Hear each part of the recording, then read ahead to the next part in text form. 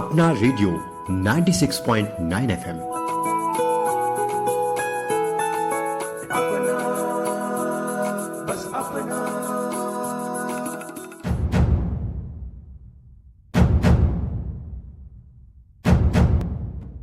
नमस्कार, आप सुन रहे हैं अपना रेडियो 96.9 एफएम का विशेष कार्यक्रम जनजाति गौरव, जिसकी प्रेरणा संस्कृति मंत्रालय, भारत सरकार, इंदिरा गांधी राष्ट्रीय कला केंद्र और अखिल भारतीय वनवासी कल्याण आश्रम के सामूहिक प्रयासों से तैयार की गई पुस्तक जनजाति गौरव से ली गई है। इस पुस्तक के लेखक हैं श्री सच्चिदानंद जोशी और श्री सत्येंद्र सिंह।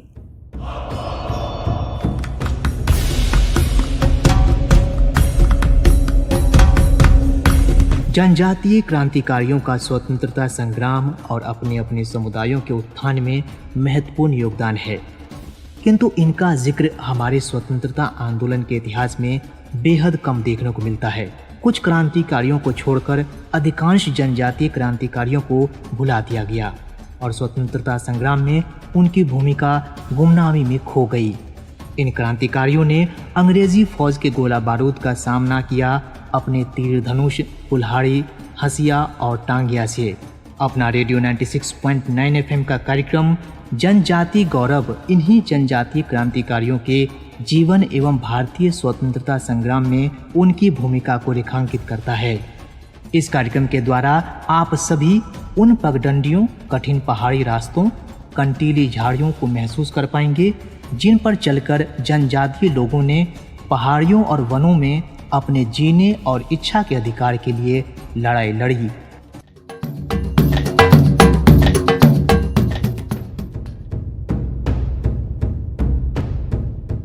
दोस्तों, मैं हूँ वंशी। आज आप जिस वीर बलिदानी जनजाति गौरव की कथा सुनेंगे वो हैं वीर लक्ष्मण नायक। यदि सूर्य सत्य है और चंद्रमा भी सत्य है, तो ये भी उतना ही सच है कि भारत भी स्वतंत्र होगा। ये उद्घोष करने वाले लक्ष्मण नायक जनजाति नायक और स्वाधीनता सेनानी थे। लक्ष्मण नायक ने जनजातियों के लिए अकेले ही ब्रिटिश सरकार के खिलाफ मोर्चा खोला। अंग्रेजी सरकार की बढ़ती दमनकारी नीतियां जब भारत के जंगलों तक पहुंची और जंगल के निवासियों से उनकी संपत्ति पर लगान वसूला जाने लगा, तो लक्ष्मण नायक ने जनजातियों को एकजुट करने का अभियान शुरू कर दिया। उन्होंने अंग्रेजों से युद्ध करने के लिए एक क्रांतिकारी दल तैयार किया। वे गरीबों और जनजातियों के लिए नेता बनकर उभरे।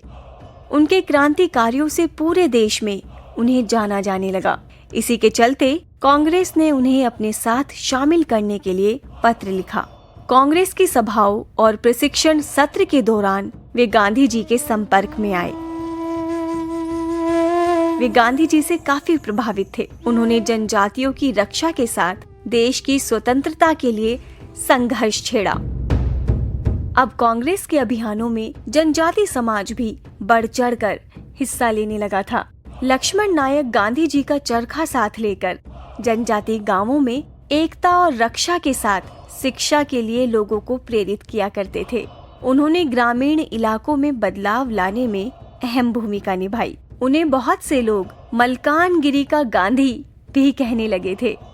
महात्मा गांधी के कहने पर उन्होंने 21 अगस्त 1942 को जुलूस का नेतृत्व किया और मलकानगिरी के मथिली पुलिस स्टेशन के सामने शांतिपूर्वक प्रदर्शन किया। पुलिस ने प्रदर्शनकारियों पर अंधाधुंध गोलाबारी की, जिसमें 5 क्रांतिकारियों की मौत हो गई और 17 से ज्यादा लोग घायल हो गए। अंग्रेज सरकार ने उनके बढ़ते प्रभाव को देख उन्हें एक झूठे हत्या के आरोप में फंसा दिया। उन्हें गिरफ्तार कर लिया गया और फांसी की सजा सुनाई गई। 29 मार्च 1943 को ब्रह्मपुर जेल में उन्हें फांसी दे दी गई।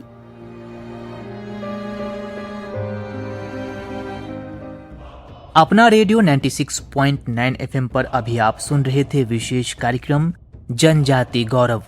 आज आपने सुनी वीर लक्ष्मण नायक के अदम्य शौर्य और सर्वोच्च बलिदान की गौरव गाथा।